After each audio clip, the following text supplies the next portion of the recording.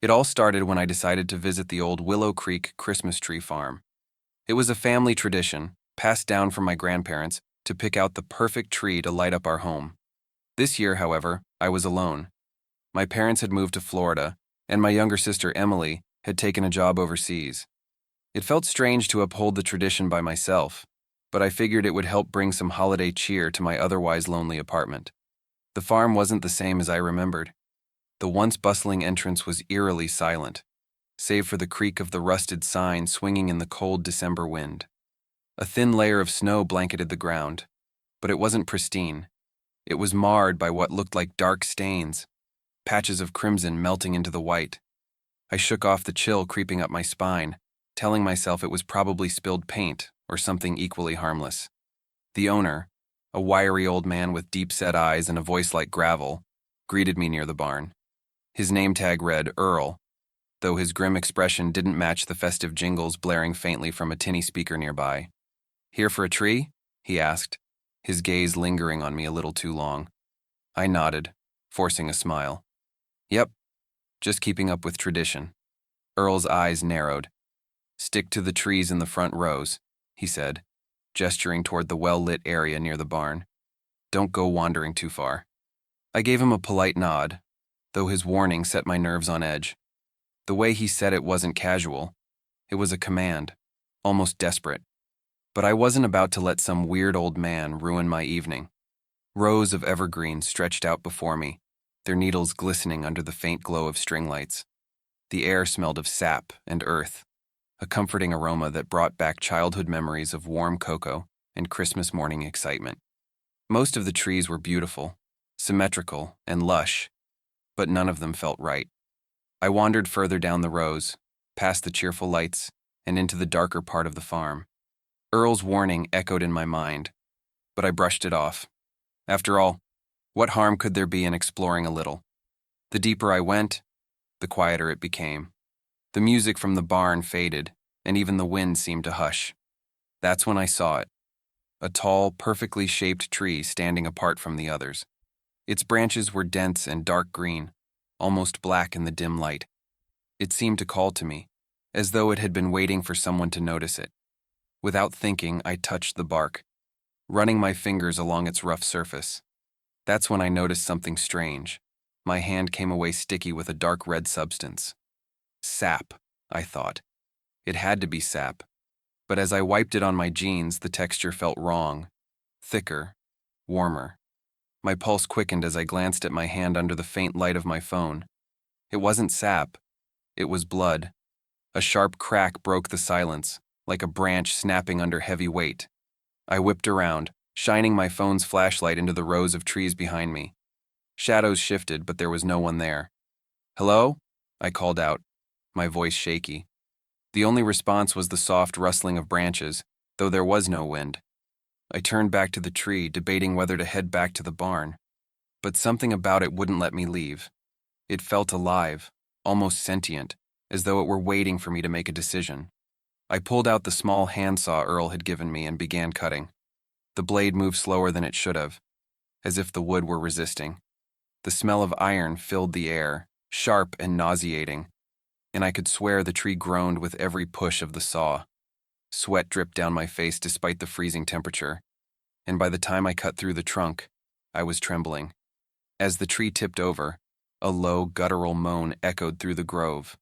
I froze, gripping the saw tightly, my breath visible in frantic puffs. I told myself it was just the wind, but deep down, I knew it wasn't. I dragged the tree back to my car, each step feeling heavier than the last. The blood, or whatever it was, had dried on my hands, leaving behind a dark, crusty residue. Earl was nowhere to be seen when I passed the barn, and the farm felt utterly abandoned. The drive home was uneventful, but the tree seemed to dominate the rearview mirror, its shadow stretching unnaturally across the back seat. When I finally got it inside my apartment, I felt an overwhelming sense of relief, as though I had escaped something terrible. But that relief didn't last. I decorated the tree with the usual ornaments, glass baubles, twinkling lights, and a star for the top. For a moment it looked perfect, and I allowed myself to relax. But as night fell, strange things began to happen. The lights flickered, though there was no issue with the electricity. The air grew cold, the kind of chill that seeped into your bones. And then there was the smell, that sharp, metallic scent of blood, growing stronger by the minute. I tried to ignore it, curling up on the couch with a blanket and a movie. But halfway through, I heard it, a faint scratching sound coming from the direction of the tree. My heart thudded as I turned to look. The ornaments were swinging gently, as though something had brushed against them. Probably just settling, I muttered to myself, though I didn't believe it. Then came the whisper. It was so soft I almost missed it, but it was there, a low, rasping voice that seemed to emanate from the tree itself. "Why did you take me?" I bolted upright, my chest tightening with fear. Grabbing my phone, I shone its light on the tree. The ornaments reflected the glow, but something else caught my eye. Dark streaks were oozing from the trunk, pooling onto the floor. Blood. It wasn't just sap, it was real, thick and glistening. My stomach churned as the whispers grew louder, forming incoherent words that seemed to overlap and echo. Panicked, I grabbed the saw, determined to get rid of the cursed thing. But as I approached, the branches moved. They didn't sway, they reached. One wrapped around my wrist, its needles digging into my skin like tiny claws. I screamed, yanking myself free and stumbling backward. Desperate for answers, I searched online for any history of the farm. What I found chilled me to the core. Years ago, Willow Creek had been the site of a gruesome murder. A family who owned the land had been slaughtered and buried in the northern grove. Their bodies never recovered. Locals believed the trees had grown over the graves, their roots feeding on the dead. The whispers, the blood, the unnatural movement. It all made sense. The tree wasn't just a tree. It was a vessel, a prison for something that should have stayed buried. I couldn't leave it in my apartment. The whispers were growing louder, the air thick with malice. I dragged the tree outside, ignoring the searing cold against my bare feet. In the alley behind my building, I doused it in lighter fluid and struck a match. As the flames consumed it, the whispers turned into screams, agonized, inhuman wails that echoed through the night. The fire burned brighter than it should have, illuminating the entire alleyway. When it finally died down, all that was left was ash. I thought it was over, but every December the smell of blood lingers in my apartment, and sometimes late at night I still hear the faintest whisper, "Why did you burn me?"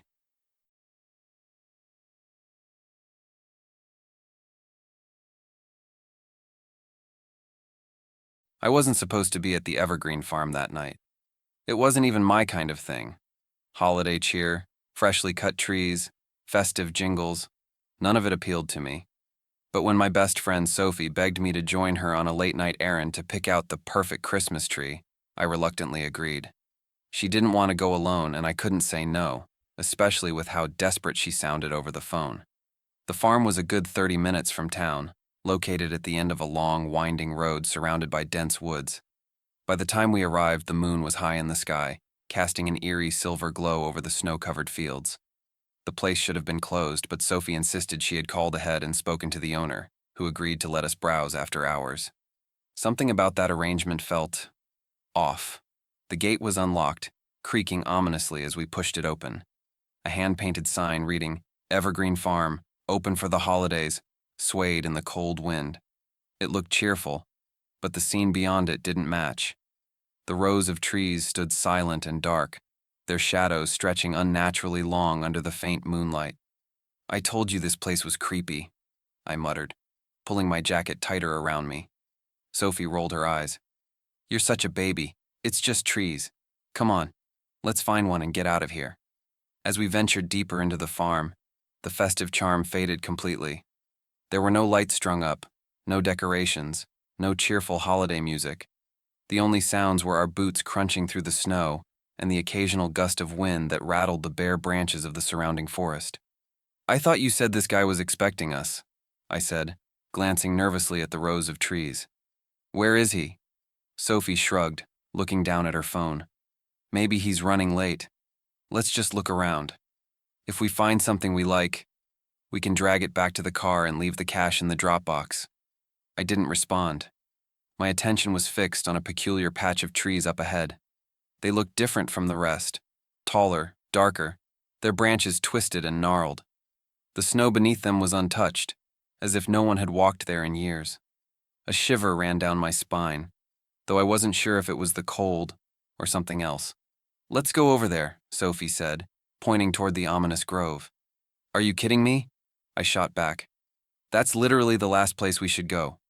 Don't be dramatic. They're just trees." Sophie grabbed my arm and started dragging me forward, her excitement undeterred by the unsettling atmosphere. As we entered the grove, the air seemed to change. It was colder here, heavier, like it was pressing down on my chest. I tried to brush it off, but every step deeper into the grove made my skin crawl. The trees were spaced oddly, their branches intertwining overhead like skeletal fingers. Sophie stopped suddenly, tilting her head. "Do you hear that?" I froze, straining my ears. At first there was nothing but the sound of the wind. Then I heard it. A faint rhythmic creaking, like wood bending under pressure. It seemed to come from everywhere at once, growing louder the deeper we went. "It's just the wind," Sophie said, though she didn't sound convinced. We continued walking, but the unease only grew. The air was filled with the pungent smell of damp earth and something metallic, almost like rust. Then I noticed the ground. It was different here. Not the clean white snow of the outer rows, but a muddy, uneven surface littered with what looked like bones. I stopped in my tracks. "Sophie, look at the ground." She glanced down and frowned. "What the hell? Are those—" Before she could finish her sentence, a low groan echoed through the grove. It was deep and guttural, like the sound of something immense shifting beneath the earth. The trees around us creaked violently, their branches shaking even though the wind had stopped. "We need to leave," I said, panic rising in my voice. But Sophie wasn't listening. She was staring at something ahead of us, her eyes wide with a mix of curiosity and fear. There, at the center of the grove, was a massive tree unlike any I had ever seen. Its trunk was black and warped, its bark covered in strange, spiraling symbols. At its base was a mound of disturbed earth, as if something had recently been buried there. "What is that?" Sophie whispered, stepping closer. I grabbed her arm. "We shouldn't be here, let's go." "Wait," she said, pulling free from my grasp. "What if this is what the guy was talking about? Maybe he wanted us to see this." "That doesn't make any sense," I snapped, but Sophie was already moving toward the tree. She knelt by the mound, brushing away some of the loose dirt. That's when we saw it. A fragment of what looked like a human jawbone, its yellowed teeth grinning up at us from the soil. Sophie screamed, stumbling backward, and that's when the whispers began. At first, they were barely audible, a faint murmuring that seemed to come from the trees themselves. But as the seconds passed, the voices grew louder, overlapping and echoing until they surrounded us entirely. "Leave!" one voice hissed. "Stay!" another growled, more menacing. Sophie was frozen in place, her face pale as a ghost. I grabbed her hand and pulled her to her feet. "We're leaving. Now." But the grove had other plans. As we turned to leave, the trees seemed to shift, their trunks moving closer together, their branches forming an impenetrable barrier. The whispers turned into laughter, cruel, mocking laughter that sent chills down my spine. Suddenly, the ground beneath us trembled. The mound at the base of the tree collapsed inward, revealing a dark, gaping hole. From within came a foul stench and the unmistakable sound of something moving. Sophie and I clung to each other, too terrified to run. A pale hand emerged from the hole, its fingers impossibly long and skeletal. Then another hand, clawing at the edge of the pit. "Run!" I screamed, shoving Sophie toward the narrow path we had come from. We sprinted through the grove, the laughter and whispers following us like a swarm of locusts. The trees clawed at us, their branches tearing at our clothes and skin. I could hear something behind us, something heavy and fast, its guttural growls shaking the air. We burst out of the grove and into the open rows of trees, gasping for breath. The laughter stopped abruptly, replaced by an eerie silence. When I turned to look back, the grove was gone. Nothing but an empty field where it had once stood. We didn't speak as we ran to the car. Our only thoughts focused on getting as far away from that place as possible. That night, I couldn't sleep. Every time I closed my eyes, I saw the tree, the mound, the hand clawing its way out of the earth. Sophie refused to talk about what had happened. insisting it was just a bad dream. But I knew better. A week later, I saw the news. The evergreen farm had burned to the ground in what authorities called a mysterious accident. No one could explain the origins of the fire, but they did discover something chilling in the ashes. A mass grave, filled with dozens of human remains, all of them centuries old. I don't know what we disturbed that night, but I can still hear the voices sometimes, faint and distant. They whisper from the shadows, reminding me of the grove and the secrets buried beneath it. And every Christmas since, I can't shake the feeling that the trees are watching me.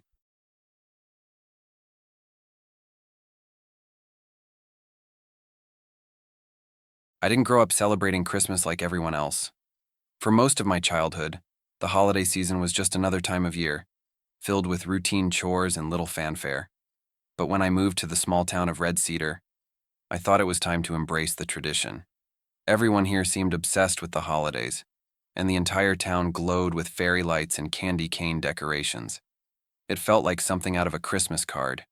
That year, I decided to cut my own Christmas tree for the first time. My coworker, Claire, suggested a place on the outskirts of town, the Morton Tree Farm. She raved about it, calling it the most authentic Christmas experience I'd ever have. I wasn't entirely sold on the idea of traipsing through snow to find a tree, but she insisted. "It's beautiful," Claire said, "and they let you choose the tree yourself. Trust me, you won't regret it." I should have known better. The farm was farther out than I'd expected. By the time I arrived, the sun was dipping behind the hills, casting long shadows over the snow-covered fields. A crooked sign at the entrance read, "Morton's Christmas Tree Farm, open dawn to dusk." The driveway leading into the farm was lined with towering pines, their dark silhouettes almost menacing in the fading light. I parked my car near a rickety wooden shack, where an old man sat bundled in a thick coat.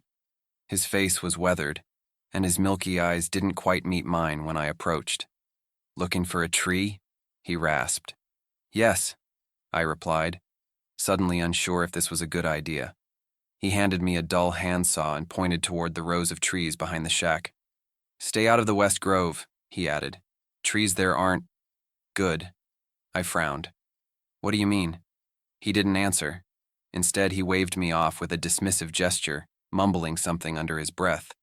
Against my better judgment, I decided not to press him. I walked into the rows of evergreens, the air growing colder and heavier with each step. The first few rows were filled with perfectly shaped trees, their branches heavy with snow. They were beautiful, but none of them felt right. I wanted something special, something that would stand out in my tiny apartment. The further I walked, the more the atmosphere seemed to change. The trees grew denser, their branches knotted together like claws reaching toward the sky. The air here was still, too still. Even the crunch of my boots on the snow seemed muted. That's when I saw it. A tall, striking pine tree stood alone in a small clearing. Its dark green needles seemed to shimmer in the twilight, and its perfectly symmetrical shape made it look almost unreal. I felt an odd pull toward it, as though it had been waiting for me. As I approached, I noticed something strange. The ground beneath the tree wasn't covered in snow like the rest of the farm.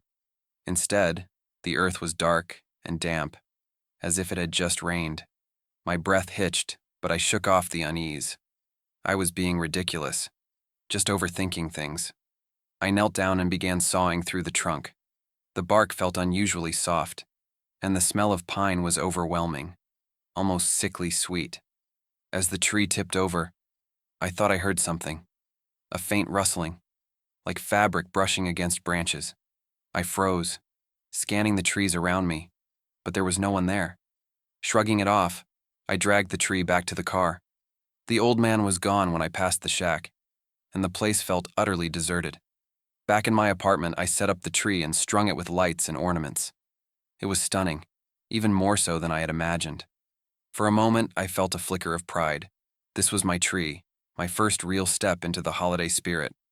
But as the night went on, strange things began to happen. The first thing I noticed was the smell. The sweet pine scent had grown stronger, filling the room with an almost suffocating intensity. I tried to ignore it, telling myself it was just the tree settling in. Then there were the noises. At first it was faint, a soft creak, like wood bending under pressure. But as the hours passed, the sounds grew louder. Branches rustling, ornaments swaying, the lights flickering in and out. I told myself it was just my imagination. Trees don't make noises. They don't move on their own. But then, in the dead of night, I saw it. I woke to the sound of a soft thud, like something had fallen. Groggy, I stumbled into the living room, expecting to find one of the ornaments on the floor. Instead, I found nothing out of place. That's when I saw the shadow. It wasn't the shadow of the tree or the furniture. It was something else. A figure, tall and thin, standing motionless among the branches. My heart stopped as I stared at it, trying to convince myself it was just a trick of the light. And then it moved. The shadow shifted, slithering through the branches like smoke. I stumbled back, nearly tripping over the coffee table. The room grew colder, my breath visible in the dim glow of the tree lights. "Who's there?" I whispered, my voice trembling. The only response was a low, guttural sound, like a growl. Panic set in as the shadow grew larger, stretching out of the tree and onto the walls. It wasn't human. That much was clear. Its form was too fluid, too unnatural. I grabbed my phone, dialing for help, but the screen froze, the signal dead. The growling grew louder, reverberating through the apartment like thunder. The lights on the tree flickered wildly, casting the shadow in grotesque shapes across the room. With no other option, I grabbed my coat and bolted out the door. I didn't stop running until I was standing in the middle of the street, my breath coming in short, panicked gasps. I stayed at a friend's place that night, too afraid to return home.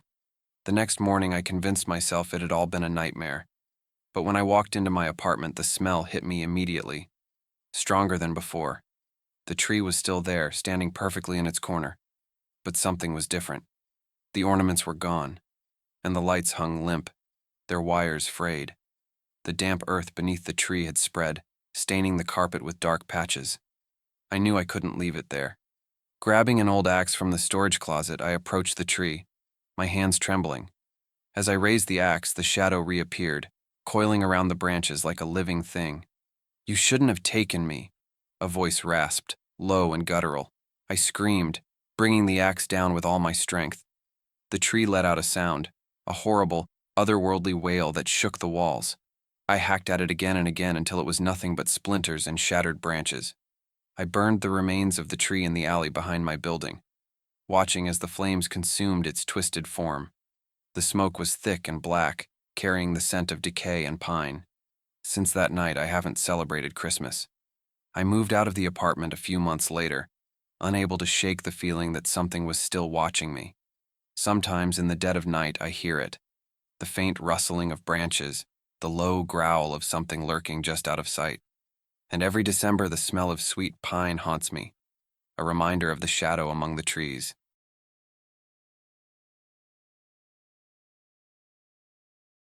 The night I set foot on Grayson's Christmas tree farm, the air seemed unnaturally still, as if the world itself was holding its breath. It wasn't just the chill that made me uneasy. It was something heavier, something unseen but undeniably present. I was there out of obligation, fulfilling a promise to my sister, Claire, who had insisted we keep the family tradition alive despite the absence of our parents that year. "It'll be fun," Claire had said, her voice tinged with a forced cheerfulness. "Just you, me, and the perfect tree." The farm was tucked deep into the countryside, far from the nearest town. As our car bumped along the narrow dirt road leading to the entrance, I couldn't shake the growing sense of dread. The trees lining the path were tall and blackened by shadow, their skeletal branches forming a jagged canopy overhead.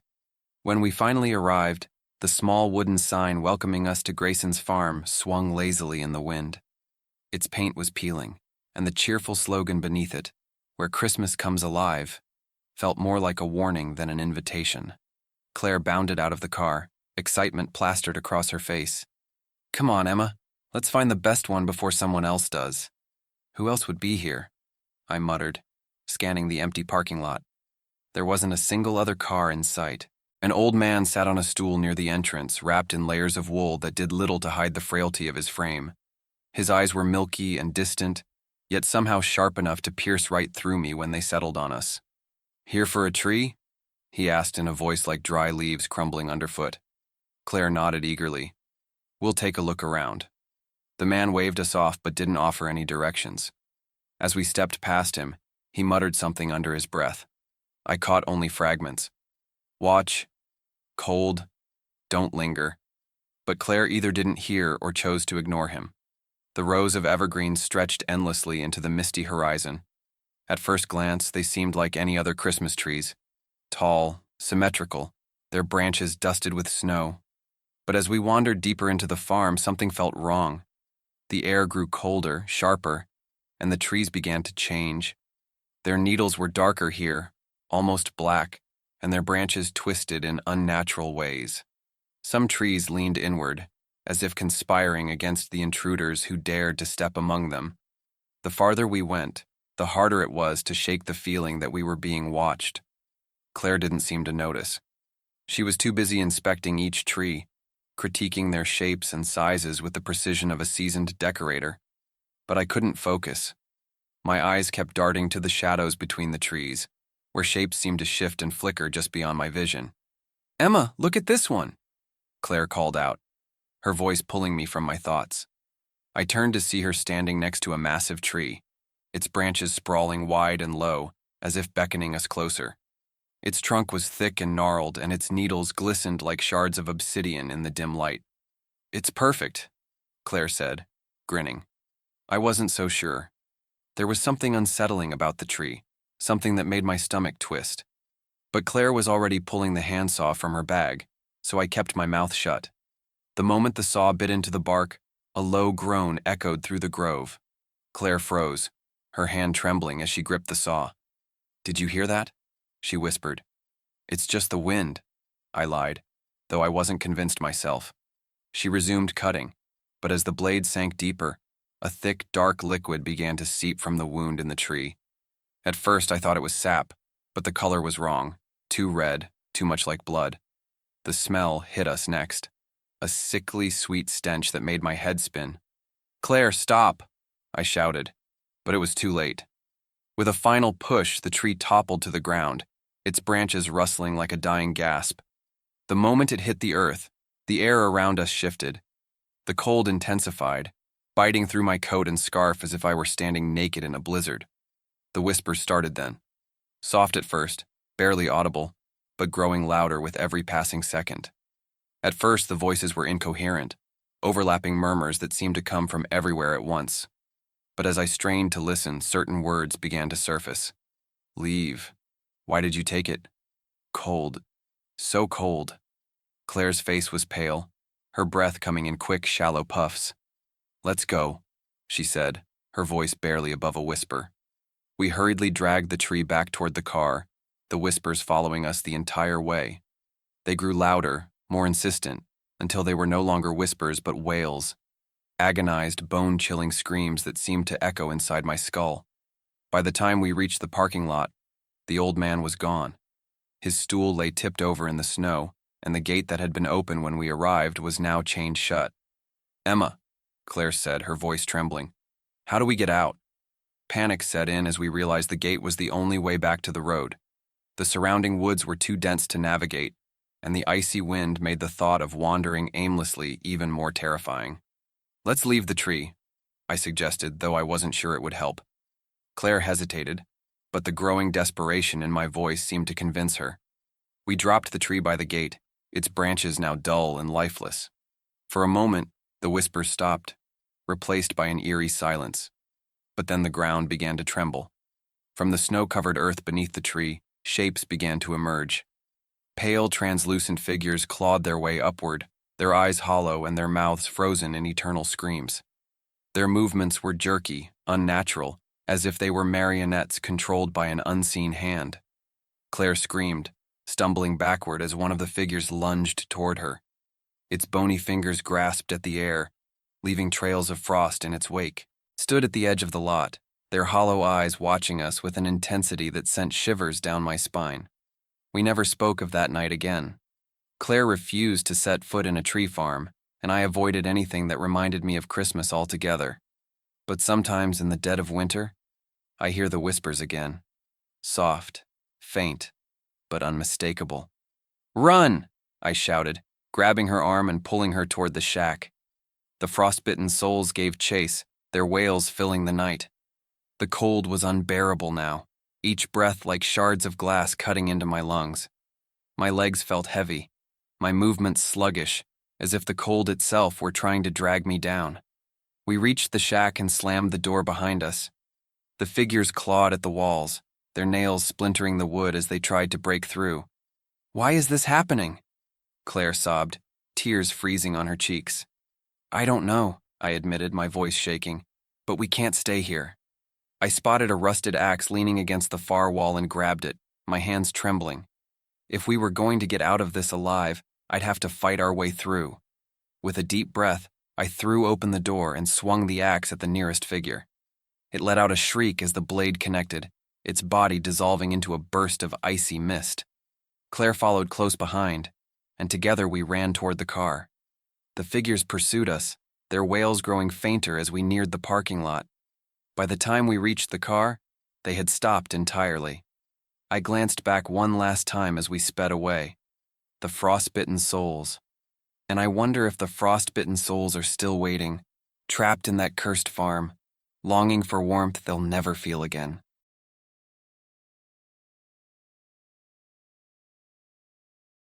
It was a bitter December evening when Leah first arrived at Evergreen Pines, a sprawling Christmas tree farm nestled deep in the rural countryside. She had taken the job to make a little extra money before the holidays, unaware of the farm's sinister reputation. To her, it seemed like the perfect seasonal gig: hot cocoa breaks, festive lights, and the scent of fresh pine in the crisp winter air. The farm was owned by Mr. Barrett, a gruff but seemingly kind man in his late 60s. With his snow-white beard and plaid jacket, he fit the image of a quintessential Christmas character. Yet there was something unnerving about him. His eyes always darted to the trees when the wind blew through them, as if listening for something Leah couldn't hear. On her first day, Mr. Barrett gave her a quick tour of the farm. Rows upon rows of perfectly shaped pine trees stretched endlessly, their dark green needles swaying gently in the cold breeze. The air was heavy with the earthy scent of sap and damp soil. Barrett's tone turned grave as they reached the far end of the farm. "Stay away from the northern grove," he warned, pointing to an area where the trees were darker, their branches twisting unnaturally. "Bad things happen there." Leah laughed nervously, thinking it was some sort of initiation prank. "What kind of bad things?" Barrett's lips tightened. "Just don't go there." Leah shrugged off the warning and got to work, helping families pick out their Christmas trees and tying them to their car roofs. By the end of the day, she was exhausted but content, ready to head home. As she passed the northern grove on her way to the parking lot, a faint sound stopped her in her tracks. "Leah." The voice was soft, almost drowned out by the rustling of the pines. She froze, her heart pounding. The trees seemed to close in around her, their branches reaching like skeletal fingers. She scanned the area but saw no one. "Must have been the wind," she muttered, shaking her head and quickening her pace. Over the next few days, Leah began to notice strange occurrences. Customers complained about cold spots among the trees, even when the sun was shining. A child got lost in the grove for nearly an hour, only to be found standing stock still, staring up at a tree with wide, tear-filled eyes. "They said it was whispering to me," the child told their mother, who hurriedly dragged them away. Leah couldn't shake the feeling that the trees were watching her.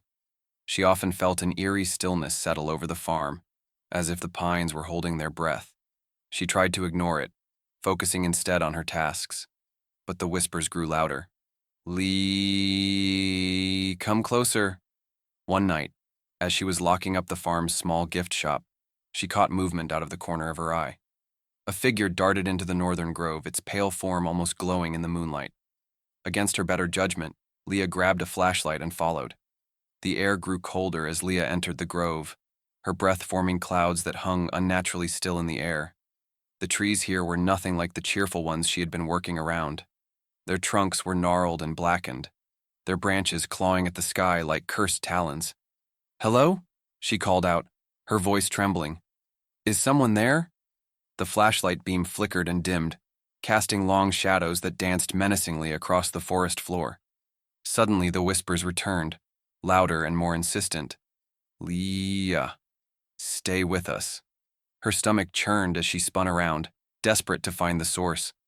The beam of her flashlight caught something carved into the bark of one of the trees. Names. Dozens of names etched deep into the wood, each one crossed out except for a single, freshly carved name at the bottom. Her name. Leah staggered backward, the flashlight slipping from her grasp. The whispers turned into a cacophony, overlapping voices calling her name, pleading, taunting. "Don't leave us, Leah. Stay forever." She ran, her boots slipping on the icy ground, branches clawing at her jacket. The grove seemed endless, the trees shifting around her like a maze. Just as she thought she would never escape, she burst out into the open, collapsing in the snow under the glow of the farm's string lights. The next morning, Leah confronted Mr. Barrett. She slammed a cup of coffee onto the counter of the small cabin he used as an office, her hands trembling with anger. "What's going on here? What's wrong with that grove?" Barrett sighed deeply, rubbing his temples. "I was hoping you wouldn't find out." "Find out what? That this place is cursed, that those trees are alive?"